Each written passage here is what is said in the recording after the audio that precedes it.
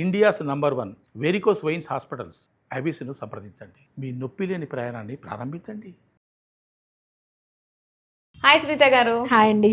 So ఉండే కొద్దీ మనిషి ఇంటెలిజెన్స్ తగ్గిపోతుందేమో అన్న భయం వేస్తుందండి ఆర్టిఫిషియల్ ఇంటెలిజెన్స్ వచ్చిన తర్వాత. ఒకప్పుడు నెంబర్స్ని బాగానే గుర్తుపెట్టుకునేటి వాళ్ళము, తర్వాత నెంబర్స్ గుర్తుపెట్టుకోవడం మర్చిపోయాము. ఆ తర్వాత ఇంకా ప్రతి చిన్న విషయానికి కూడా గూగుల్ మీద ఆధారపడిపోయి ఉన్నాము. ఏం కావాలన్నా గూగుల్ తల్లి చెప్పేస్తుంది కాబట్టి. సో ఇంకా ఫ్యూచర్ చూసుకున్నట్లయితే ఇంకా మన హ్యూమన్ ఇంటెలిజెన్స్ని ఆర్టిఫిషియల్ ఇంటెలిజెన్స్ డెఫినెట్గా ఓవర్టేక్ చేసేస్తుంది అనిపిస్తుంది. సో మీరేమంటారు దీనికి? దీన్ని మన హ్యూమన్ ఇంటెలిజెన్స్ని ఇంకా స్ట్రాంగ్గా ఏ విధంగా మనం బలపరచుకోగలం అంటారు? అయితే మీకు ఒక చిన్న స్టోరీ చెప్తాను. ఏంటంటే హ్యూమన్ని తయారు చేయడానికంటే ముందు ఇప్పుడు మన హిందూ మైథాలజీ ప్రకారం బ్రహ్మదేవుడు కదా క్రియేటర్. బ్రహ్మదేవుడు అన్నిటిని సృష్టించాడంట. అన్ని జీవరాశుల్ని సృష్టించిన తర్వాత సరస్వతి దేవితో బాగా ఒకరోజు బాధ కూర్చుంటే సరస్వతి దేవి వచ్చి అడుగుతుంది బ్రహ్మదేవుడు, ఏంటంటే బాగా బాధ కూర్చున్నారంటే, ఇవన్నీ సృష్టించాను కానీ నాకు సాటిస్ఫాక్షన్ లేదు, ఇంకేదో సృష్టించాలి అని. మరి ఏం సృష్టిస్తారు అని అడుగుతుంది సరస్వతి దేవి. సృష్టిస్తే ఇప్పటిదాకా నేను సృష్టించిన అన్ని ప్రాణులకి కూడా 4 కాళ్ళు ఇచ్చాను, ఈసారి 2 కాళ్ళతో వెన్నుముక వంగినట్టు కాకుండా నిటారుగా ఉండేలాగా ఒక ప్రాణిని సృష్టిస్తాను, ఆ ప్రాణికి మనిషి అని పేరు పెడతాను అని అంటాడు. ఓకే, బ్రహ్మాండంగా ఉంది, చేసేయండి. అలాగ ఒక రూపం తయారు చేస్తే మనిషి రూపం వచ్చిందంట.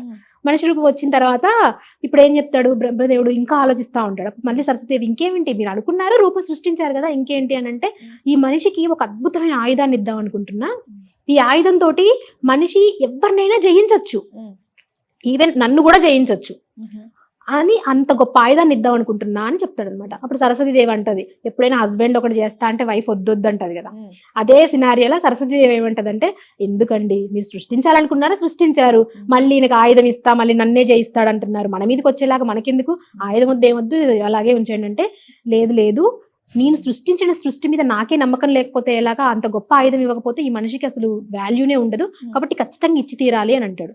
అప్పుడు సరస్వతిదేవి చెప్తుంది, సరే మీరు ఎలాగో ఇద్దాం అనుకుంటున్నారు కదా, దాన్ని డైరెక్ట్గా ఇవ్వకండి, చేతిలో పెట్టేయకండి. మీ బ్రహ్మాండమైన సృష్టిలో ఎన్నో ఉన్నాయి, నదులు, విరులు, జేరులు, తరులు, సముద్రాలు, ఇవన్నీ ఉన్నాయిగా, ఎక్కడో ఒక చోట దాచిపెట్టండి. మనిషి ఏం చేస్తాడు, వాటన్నిటిలో ఎక్కడుందో ఆ ఆయుధం కనిపెడతాడు, అప్పుడు గొప్పవాడైపోతాడు అని చెప్తుంది. సరే అని ఎక్కడ దాచిపెట్టాలా అని ఇద్దరు బాగా బుర్రలు బద్దలు కొట్టుకుని ఆలోచిస్తారు. ఆలోచించిన తర్వాత బ్రహ్మదేవుడికి ఒక ఐడియా వచ్చింది. ఆ ఐడియా వచ్చిందని చెప్తారు. ఎక్కడ దాచిపెడతారు అని అంటే, నేను ఈ ఆయుధాన్ని మనిషి యొక్క మెదడులో దాచిపెట్టాలనుకుంటున్నాను అని చెప్తాడు. ఓకే, ఏంటి ఆ ఆయుధం అని అంటే తెలివి.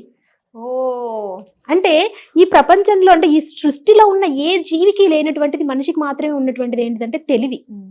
ఇప్పుడు ఈ సృష్టిలో ఉన్న ఏ జీవి కంటే కూడా మనిషి ఏం గొప్పవాడు కాదండి. ఇప్పుడు సింహం కంటే బలవంతుడా?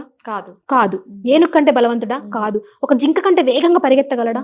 పరిగెత్తలేడు. ఒక పాముకున్నంత గ్రహణ శక్తి మనిషికి లేదు కదా. గబ్బిలం చీకట్లో కూడా చూడగలదు, మనిషి చూడలేడు. మిగిలిన అన్ని జంతువులు కూడా అందంగా నడుస్తాయి, మనిషి 2 కాళ్ళతోనే ఇంకా వికారంగా నడుస్తాడు. అంటే ఇవన్నీ కూడా సృష్టిలో ఉన్న అన్ని ప్రాణులు కూడా పుట్టుకతోటే ఒక నైపుణ్యంతో పుడతాయి. ఇప్పుడు ఒక స్పైడర్ ఉందనుకోండి, అది పుట్టిన వెంటనే దాని వెబ్లోకి వచ్చిన పురుగుల్ని తింటూ ఆహారాన్ని సంపాదిస్తుంటది. ఏదైనా ఒక పక్షి ఉందంటే దానికి రెక్కలు రాగానే దాని ఆహారం కోసం వెళ్తుంది. కానీ మనిషికి మాత్రం పుట్టినప్పటి నుంచి అన్ని నేర్పించాలి. కానీ ఒక్కసారి నేర్చుకున్నాడు, తెలివి వచ్చింది అంటే ఈ కెన్ డూ మిరాకిల్స్ కదా.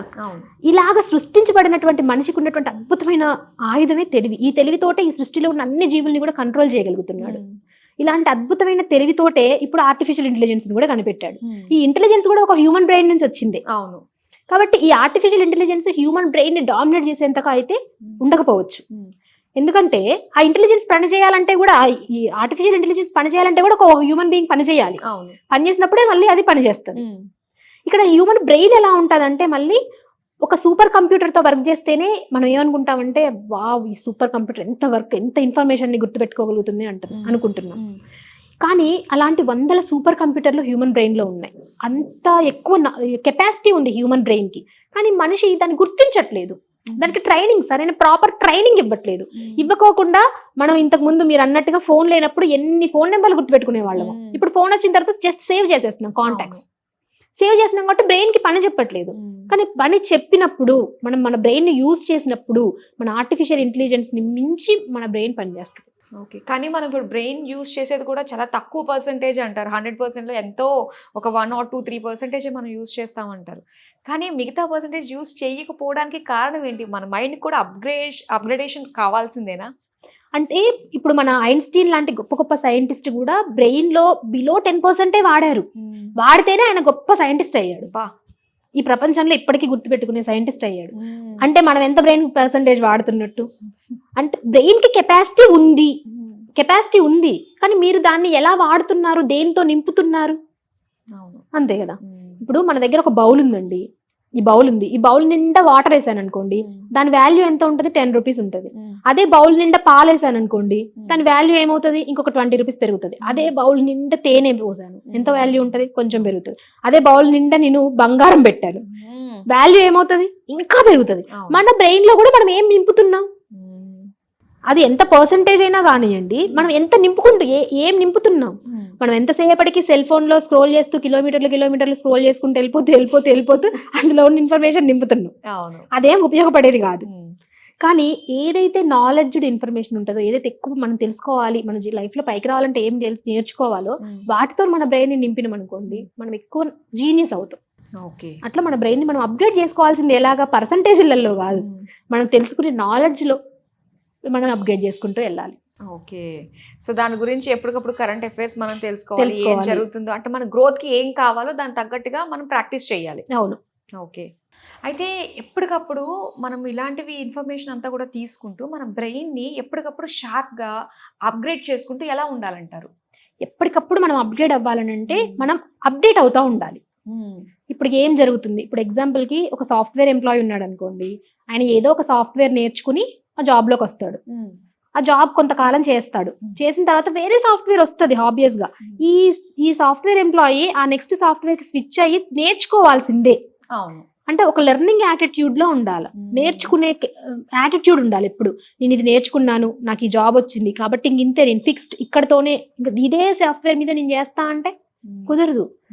ఎందుకంటే చేంజెస్ అనేది జరుగుతూ ఉంటాయి, నేచర్ రూలే చేంజ్, ఇప్పటికే మార్పులు జరుగుతానే ఉంటాయి. ఆ మార్పులకు అనుగుణంగా మనిషి కూడా మారుతా ఉండాలి, తనకు తగ్గ ఇన్ఫర్మేషన్ తీసుకుంటా ఉండాలి, తను అప్గ్రేడ్ చేసుకుంటా ఉండాలి. అప్గ్రేడ్ అవ్వాలి అంటే మనం కూడా ఎప్పుడు అప్డేట్ అవుతా ఉండాలి, లేకపోతే అవుట్డేట్ అయిపోతాం.